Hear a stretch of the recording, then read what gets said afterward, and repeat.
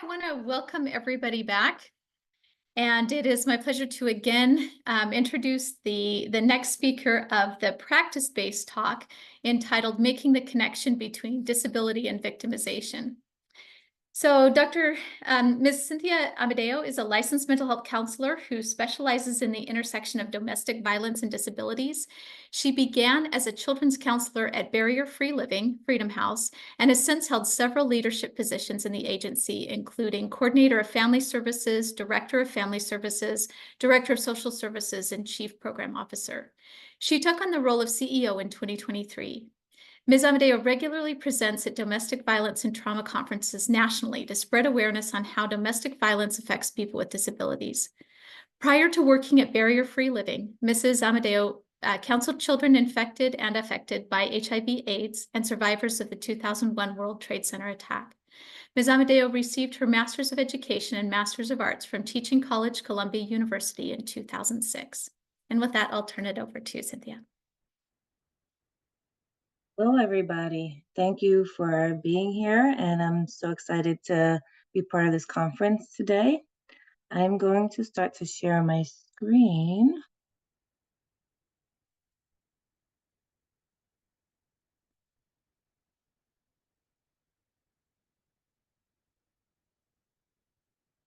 Okay, so can you see the PowerPoint? Yes. All right, some thumbs up. Great, thank you. So today, the topic is going to be making the connection between disability and victimization. But before we get to that, I want to talk to you a little bit about who I am and the program of Barrier-Free Living. So thank you for that introduction. I am the CEO of Barrier-Free Living for the past 2 years, but I've been with the agency for quite some time in many roles. So I'm deeply involved in the work. At Barrier-Free Living, our agency focuses on domestic violence survivors with disabilities, and we're the only agency in New York City specifically that's doing this sort of work. We have 3 programs currently. The first one is Secret Garden, and that's been around since 1990. And that program serves adult survivors of victimization, particularly domestic violence and sexual violence with disabilities. And when I say the word disabilities, I mean all disabilities. We're not a disability-specific organization. So we see lots of different types of folks that come through our doors. People who are deaf or hard of hearing, cognitive, intellectual, medical, developmental, all the disabilities. And we provide counseling, particularly around domestic violence and sexual assault, support groups, occupational therapy, case management, and we do have a legal department for referrals. So it's really community-based. New York City is focused, and we provide services in a hybrid model, so in person and virtually. The program we're most known for is Freedom House, and that is a fully accessible ADA-compliant domestic violence crisis shelter. We are the first in the country, and to this day in New York City, we are the only fully accessible DV shelter in New York City. So we service everybody regardless of disability status. We tend to take a lot of people in with disabilities. We service everybody. And at Freedom House, it's a crisis shelter, so people are really fleeing from the immediate danger and coming into safety. And our goal is to make sure they stay safe. Though they become homeless because they lost their housing due to the violence that they experienced. Our goal is to make sure that they stay in a safe place. And we offer case management, counseling, support groups, occupational therapy, and children's services there. And our last program is Barrier-Free Living Apartments. That's a supportive housing program for people with disabilities located in the South Bronx. We have 120 units of permanent housing. And for folks there, that's like you or I may rent from a management company. They pay rents like everybody else. They have rights as tenants like everybody else. The difference is that they have supportive services on site, and our goal is to make sure that they stay housed and out of the homeless shelter system. And we are currently developing our 4th program, which will be on the Lower East Side, and that's 74 more units of supportive housing for survivors with disabilities and the elderly. And that will be coming towards the end of 2025. Okay, so enough about me. Let's get into what we're going to be talking about today. We're going to be reviewing the definition of disability and domestic violence. And we're going to be talking about the intersection of working with a survivor with a TBI injury. And we're going to be talking about how to identify a survivor with a TBI injury. So when we think about disability, we start thinking about it really from what's called the medical model. And typically we'll think about the Americans with Disabilities Act. If you Google it, that's typically what's going to come up. Now, the Americans with Disabilities Act was signed on July 26, 1990. Now, for some of us, that's not that long ago. And the purpose is to ensure that people of all abilities have equal access in areas like employment, government participation, public accommodations, commercial facilities, transportation, and telecommunications. Now, I'm not a lawyer, folks. I'm a mental health counselor, but I do get to approve a lot of accommodation requests on a daily basis. So I know a little something.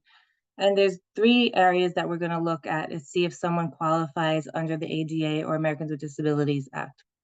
The first one is, do they have a physical or mental impairment? That's the words of the ADA, not of barrier-free living, that substantially limits one or more major life activities. Now, a life activity means a whole lot of things. You to get to this point in your day today, you did a lot of life activities. Maybe you got up, you showered, you took care of your bathing needs, maybe you cooked some food, maybe you got on transportation, such as the subway, the bus, or maybe you drove a car somewhere. Those are all life activities. There are other things that can be considered like seeing, hearing, walking, standing, communicating, having the ability to work. Those are all the things that we think about, and sometimes we need accommodations to be successful in those areas.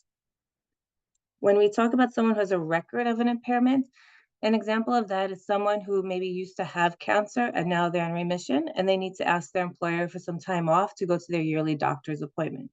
So they no longer have that condition, but they still need accommodations due to it. And someone who's regarded as having an impairment, that could be someone who's deaf or hard of hearing. So some folks who are deaf, they consider that a culture. It's not so much a disability. So for some folks, when you call someone who's deaf disabled, that could be offensive to them because it's a culture, like being an American, Italian, Cuban. That's a culture, right? And for some, that's a culture, but they have rights under the ADA for language accommodations. So they're regarded as having the impairment. But we call this the medical model because we're really focused on what the person can and cannot do. And after someone has a brain injury, they may need an accommodation at work or at school so they can continue to be successful in their day-to-day living, in their major life activities. The definition that we like to use at Barrier Free Living is the social model of that comes from the World Health Organization. And I'm going to read just a piece of it. It's like the ADA. It's a very large document. You can definitely go and look it up and read about it. That disability is not just a health problem. It's a complex phenomenon reflecting the interaction between features of a person's body and features of the society in which he or she lives. And overcoming these difficulties faced by people with disabilities requires interventions to remove environmental and social barriers. So with this definition, we're no longer looking at what the person can and cannot do. Now we're starting to look at how we as a society how can change the environment that we're in to create access. And we're really looking at universal access when we look at this model so people have more opportunities to participate. So an example of that is the push buttons on the doors. Sometimes we see these in the subways and major stores. You push the button and the doors magically open, and we love it. When in New York, when we get upset and the button doesn't work, I don't know why we do this. We just push it harder. Like it's just going to magically start working if you push it hard enough. But that started out as an accommodation for people who weren't able to open the door. But we, as society, we say, we love this. We want it everywhere. It's great. and now they're everywhere, because it really does benefit everybody, because we don't want to touch the dirty handle on the subway door, right? We don't want to do that. We want to hit it with our elbow. So that's an example of universal access, of how things shifted in our society. Society say, I loved it, it's great, I want it everywhere. You also see that with the curb cut. It's also called the curb cut effect, that we have the curb cuts in the sidewalks, so someone doesn't have to step. They can, if they have a wheelchair or a walker, that's easier to cross the street. And now it's became so popular that now they're different colors, so people with low vision can see. And also you have these little bumps on them. So in the social, when I think of the social model and TBI, I start thinking about text messages. So now it's normal when you go to a doctor's appointment or any appointment these days, you get a text message, a reminder. So for someone with a brain injury, that's so critical to get reminders of appointments and such. But as a society, we have shifted and said, I love having reminders. I love having reminders. When we don't get the reminder, we're like, what's happening? What's going on? Why didn't you remind me of the appointment? But someone with a brain injury, that's critical. And that's 20 years ago, that would have been considered an accommodation request to say, can you send me a reminder? Whereas now it's just part of our day-to-day living. So that's, you can see now how we start to shift in our society, where we start creating access. Other areas I start to think about are task lists and reminders. We're living in a society where where there's so many ways on our phones to get reminded of things. So if you have Alexa, you might say, hey, Alexa, at a certain time, remind me to go feed the dogs, right? These are all like little things of which we would consider accommodation requests that are now part of our everyday living. Okay, so I'm going to start shifting a little bit now into talking about domestic violence. So at Barrier Free Living, we still use the word domestic violence very intentionally. Society is shifting a little bit more to use the word IPV or interpersonal violence.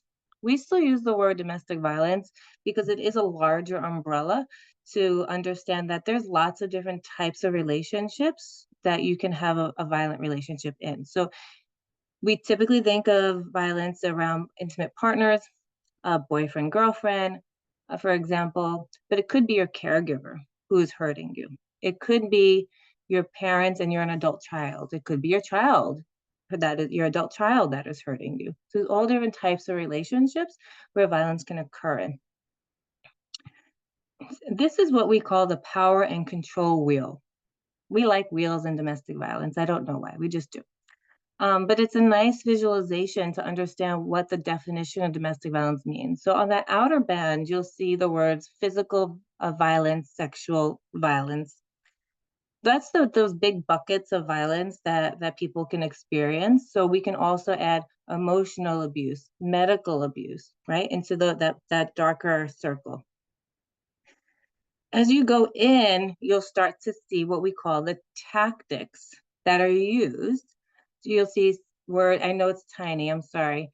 It says coercion and threats, intimidation, emotional abuse, isolation, caregiver privilege. Those are the tactics that are used to maintain power and control in a relationship. And that's what's at the core of a violent relationship, is that when one person has more power over another person, and they're controlling with them with these different tactics that we're talking about.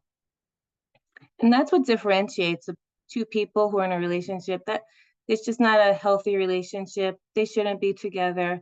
We all know who those relationships, maybe we've been in those relationships ourselves, where it's just, that's not good. These two people just shouldn't be together. But sometimes that's a gray line, and it goes over into, this is now a violent relationship.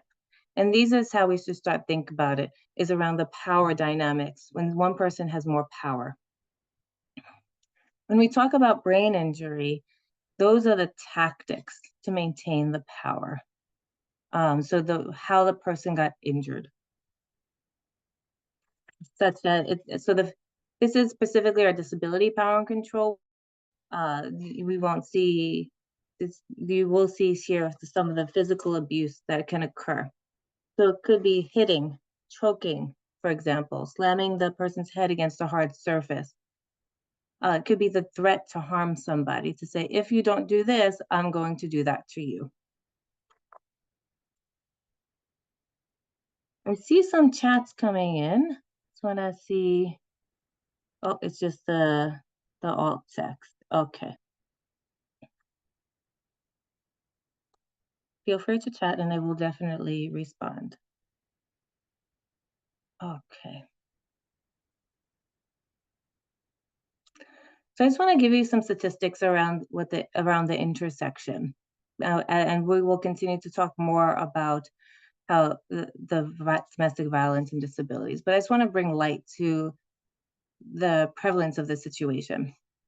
Often, according to the Brain Injury Association of America, and this is also our experience at Barrier Free Living, abusers will often hit their victims in their head to conceal bruises. So that's a very common tactic that is used. So sometimes abusers will harm people in areas that are not necessarily easily seen. So when we think about violence, we often think of punches to the face and black eyes. That's the typical image that we have in our head that society shows us about bruises, right? But oftentimes it's not the bruises to the face. Oftentimes there's hits to the head and the back. You can't necessarily see that. There's hits are concealed by our clothing. So that's why we talk about concealed bruises, areas that we often can't just visually see. An estimated 36% of DV survivors, domestic violence survivors, have sustained injuries to the head, neck, or face. So when we talk about strangulation, for example, the neck, right?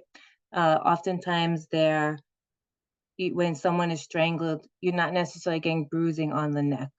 You need an extreme amount of force to really get that bruising. Again, what the image is that we see in our society about what domestic violence looks like.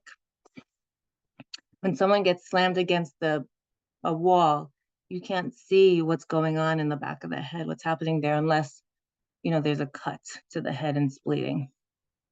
Sometimes people are suffocated, so maybe some pillow or a blanket or something over their face. Sometimes people they had strikes to the head with objects. So these are all ways that there could be injuries to the head, neck, or face that's not necessarily visible. When women in particular seek medical attention, of those injuries, times are more likely to be survivors of DV, domestic violence, than women with other bodily injuries. And TBI may be associated with sexual assault with or without the experience of domestic violence.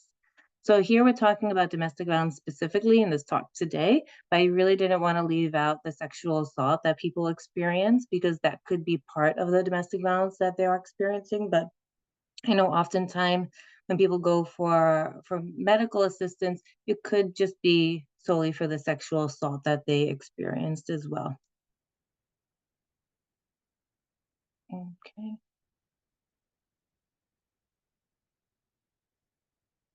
So a lot of times when people are coming to the medical provider, and there's a domestic violence relationship, there's already a history established. Typically, it's not a one-time incident. That would be more of a criminal case, where we typically see like someone's walking down the street, gets hit, right? That's not what we're seeing. We're seeing there's a long-term relationship that somebody has with another person. There's all these tactics that have been involved, and they're now coming to you and say, hey, I have this headache. I don't know why. We need to be able to recognize the types of abuse that someone can be coming to you with, so you can recognize that, oh, maybe this person's in a violent relationship. So we're going to go over like some other types of abuse that the person may be experiencing. And again, those are the tactics, right? So economically, what we often see is that the abuser being named the victim's payee for the disability benefits in particular. It's a long process to become the victim, to become a payee for someone.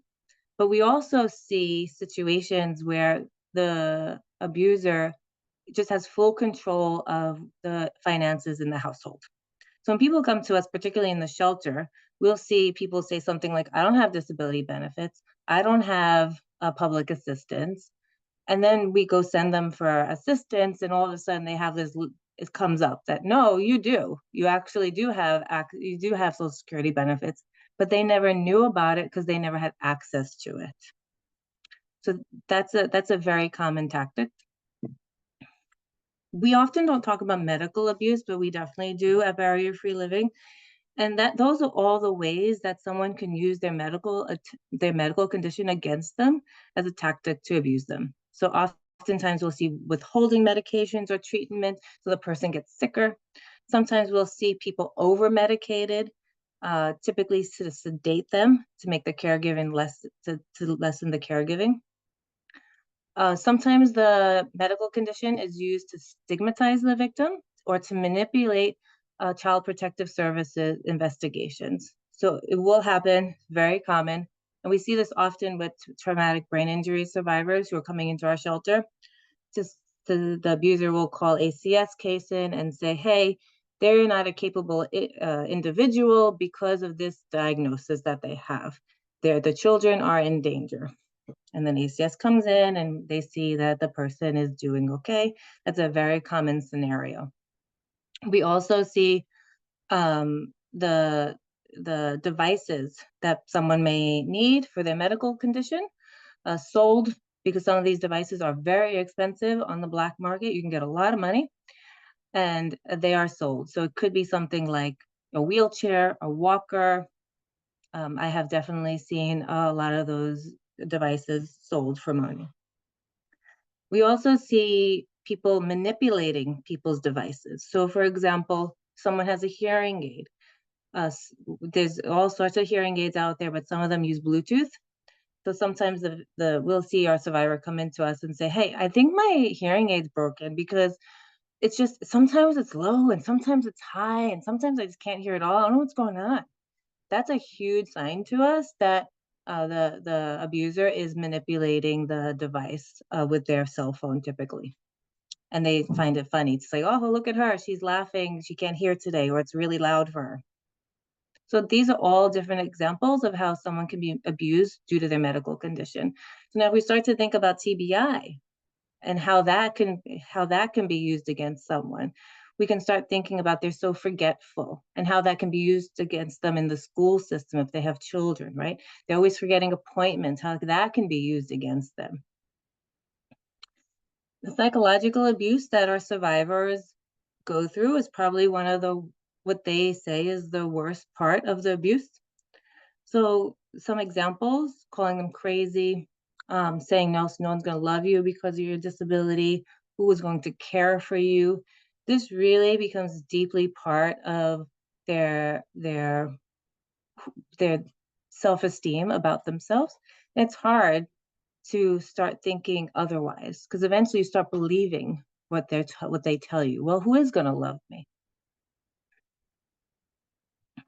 Sometimes we will see sexual assault, particularly when it comes to inappropriate touch while bathing. And the physical abuse we did talk about quite a bit. But one thing I also want to mention is intentionally targeting previous injuries or pain. So constantly hitting the person in the same area and constantly re-injuring the same area. So if you see somebody, the arm never heals, right? That cut just is never getting better. Maybe there's something else going on in that household. So this is important because if you have a survivor coming to you with a potential brain injury, you need to be able to have the conversation and understand what is may be happening and going on in their life, because it's not just that one hit. Okay. Some other power and control tactics that I want to talk about that we often don't think about when we're talking about domestic violence: service animals. They're part of our family for those who love animals. But service animals play an important role in our survivors' lives. If you see an animal being hurt or mistreated, that's a huge red flag for us that there's something else going on in the household. and also emotional support animals as well. Sometimes we'll see caregivers deny the physical and emotional pain of people with disabilities. They say, oh, she just, I'm saying she, but definitely we have a lot of male survivors as well. So we'll see caregivers say things to us like, she just exaggerates so much. She's always saying that her arm hurts, right? But there's nothing wrong with her. We'll see caregivers sometimes excuse their abusive behavior as behavior management or due to their stress. It's just, they'll say things to us like, this is so hard. I just hit her. I couldn't take it anymore. Those are the sorts of things that we hear. And they say, it's just, I'm so stressed, I can't do it. And caregiving is really, really hard. We're not going to deny that. It's one of the hardest jobs, that out there, like being a parent.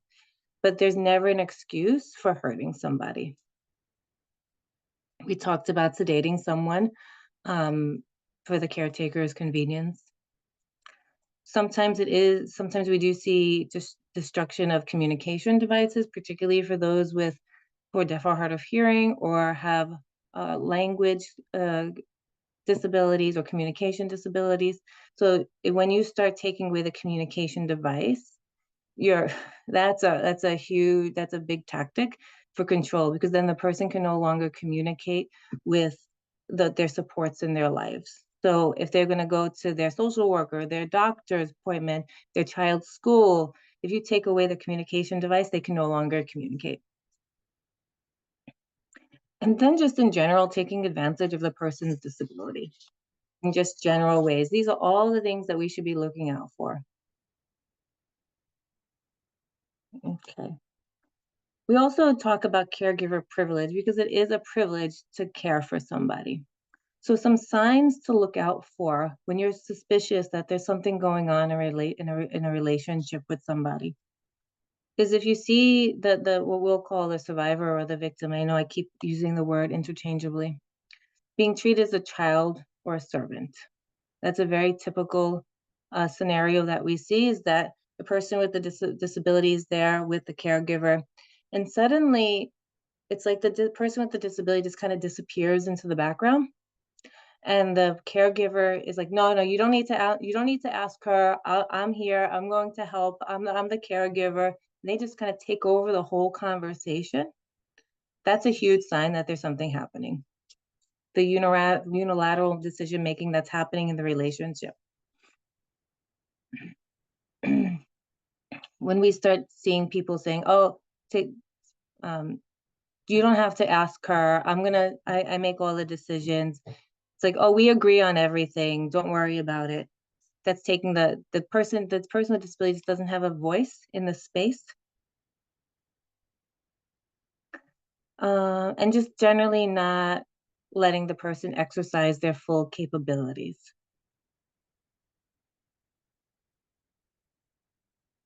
Okay. So we reviewed what a disability is super quick.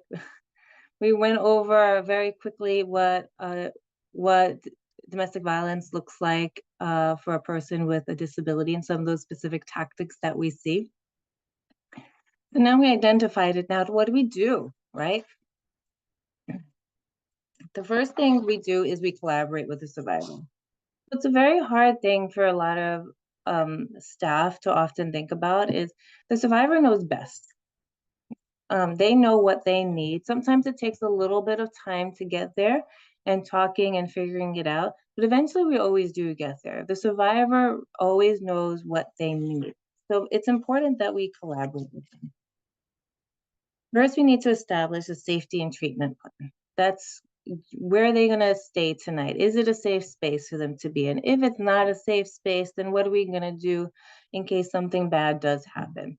And so in our Secret Garden program, there are lots of people who come to us who are in the domestic violence relationship, and they're trying to figure out what their next steps are. They're not ready to necessarily leave yet, because as a society, we typically think of safety planning equating to leaving, and that's not always the case. Sometimes people do want to stay in the relationships for whatever reasons that they have. We respect that. So we have to collaborate with the survivor around what they want to do.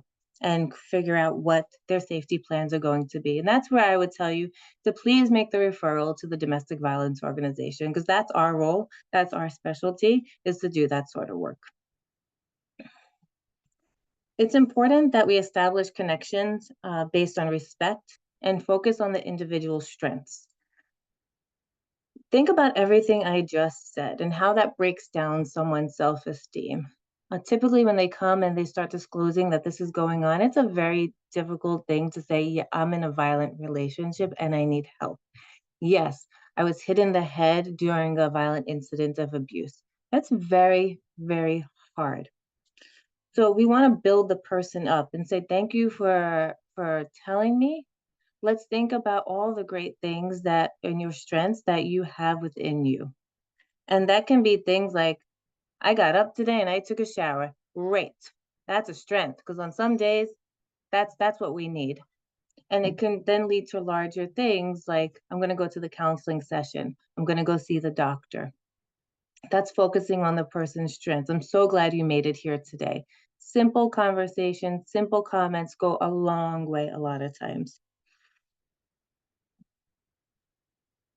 And as part of those conversations, we really want to educate people about trauma and brain injury.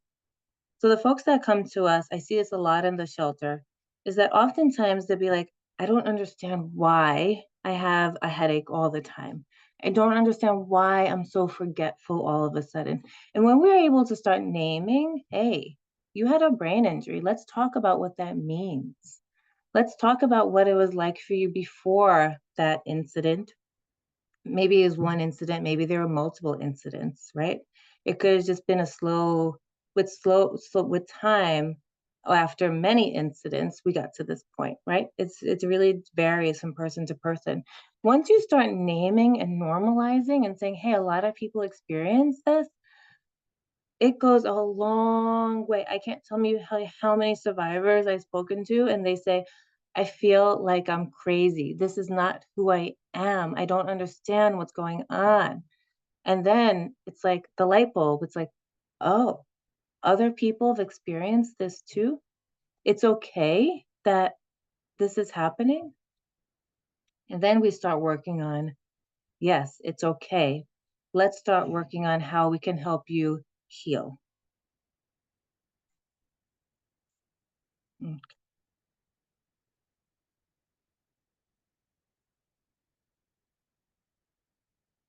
Sometimes we need to talk about accommodations for folks and what that looks like. I'm going to talk about person-centered accommodations. Again, universal access.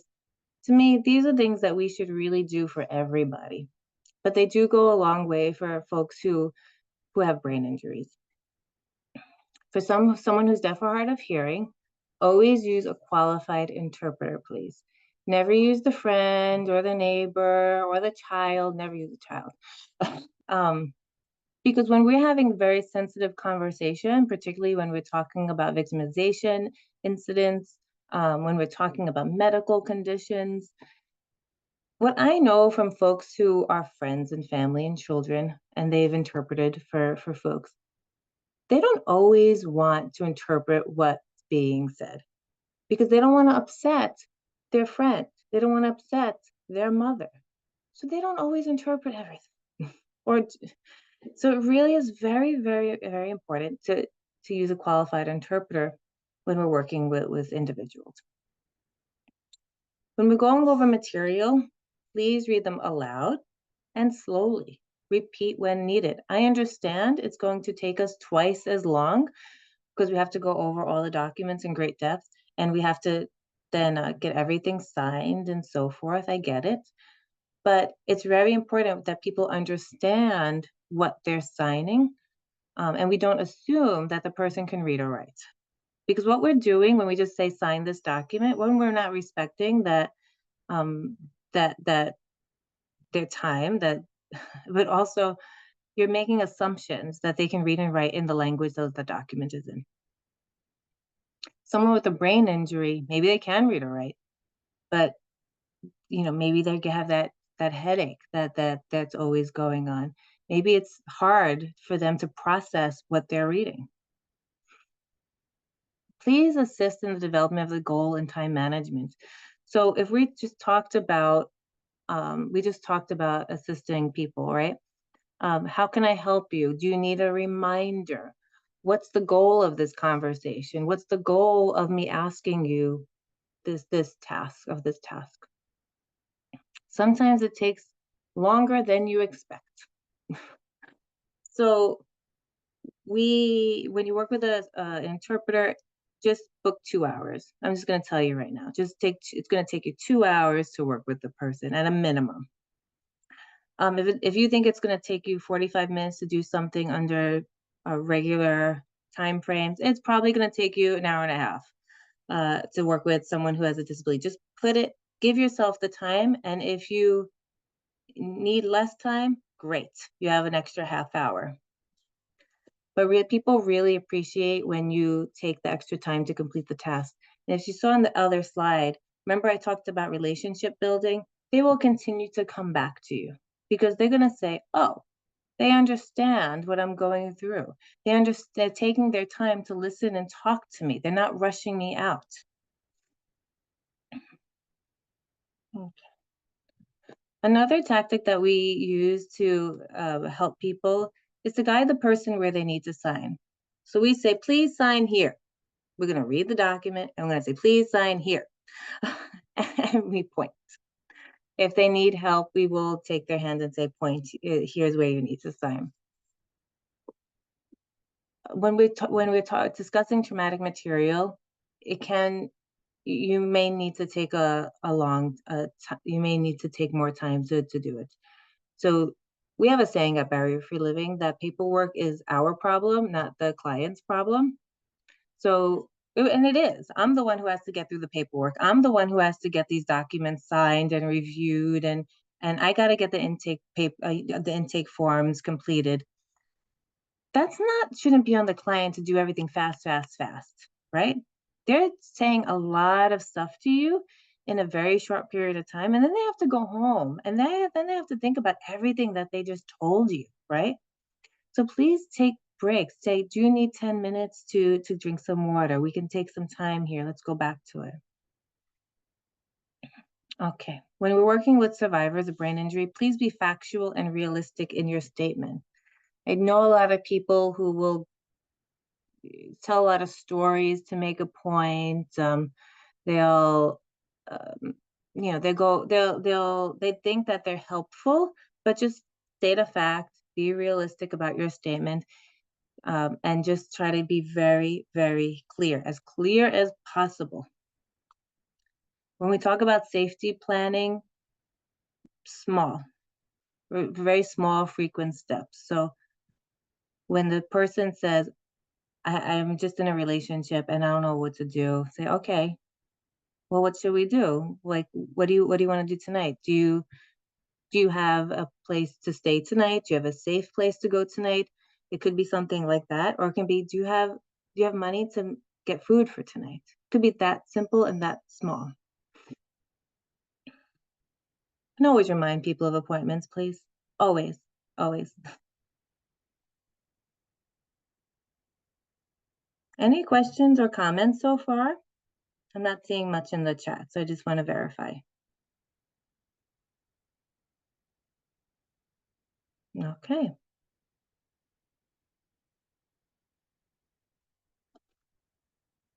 Next, we're going to go to our environment that we're working in the facility. We can control a lot of things that we do that I just talked about in the one-on-one interactions with folks. But we're also sending a lot of messaging in the place that we're in. Some things we have control over and some things we don't. So these are the things that we have control over. When you give materials to people, please make sure they're large, easy to read, plain language. I like that fancy font. It looks nice. But for someone who is having vision problems, that's not easy to read. Please have high contrast materials. So black or white over black, for example. What you're seeing here right now with the yellow over the blue, that's what we call high contrast. So someone who has a vision impairment, they can easily see the words on the screen or on the paper. I do like pictures as well to convey messaging. So anytime you can put a picture in your materials, that's also very helpful. Again, the way we communicate can be in a variety of ways. When posting your agency posters, again, make sure you always have that little line at the bottom saying, if accommodations are needed, please contact, and whoever that person in your agency is going to be. Because when you don't have that line, what you're telling people with disabilities is you're not welcome here. But when you do have the line, you're telling people, you're welcome here and I'm thinking of you. Let me know what you need so you can participate. That line is so very important. Please always turn on closed captioning for all your virtual meetings. We can now set it up, which just turns on automatically.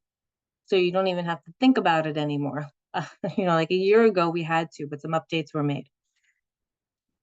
This is what we called, again, universal access, where everyone has access in the meeting. Because even if I understand the language that you're speaking, having the captions at the bottom may help me keep up with the conversation in a different way, because we all learn differently. So especially when we're talking about people with brain injuries, the audio inputs that our brain is taking in, it may be easier to process when I'm reading, depending on where the brain injury occurred.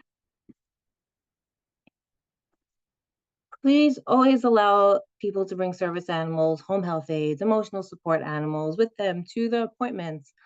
I can't tell you how many people are turned away from appointments, even now, in this day and age, because they say they have a service animal, home health aide, particularly in the domestic violence world, because of the confidentiality of the work that we do.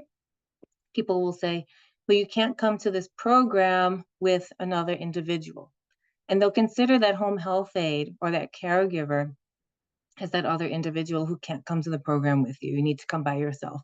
So they'll be denied access to the service. So it's really important that people can bring their caregiver with them. Now, yes, it does make it difficult, because now here I am talking about caregiver abuse, and I'm also saying in the same presentation, please allow people to bring their caregivers. We have to trust the individual that who they're bringing to the service is a safe person, and how you ask those questions is up to your organization. I also want to talk about unnecessary distractions that are in the environment that we're in. The holidays are coming up. It is November, and I didn't tell you earlier, but I actually have a brain injury. I had a brain injury after an accident many years ago, and I have epilepsy now. The holidays are actually a very difficult time for me because there's flashing lights everywhere. And as a person with epilepsy, that's not great. So that's what I call an unnecessary distraction. I don't mind the lights. I like the lights. But when they're blinking at very fast paces, that can be really hard for somebody. And after a brain injury, when your mind is trying to take in a lot of sensory information that's coming at you, it can be overwhelming very easily, right? So think about your service space that people are in. We don't want it to be boring, but the flashing lights, a lot of what is around. Is there a lot of stuff on the wall that's like really brightly colored and very noisy, what I'll call noisy? Or is it like calming colors and messaging, and what type of environment is the person in? So really, that's really, really important.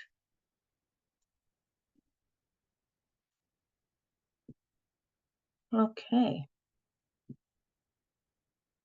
Any questions or comments so far?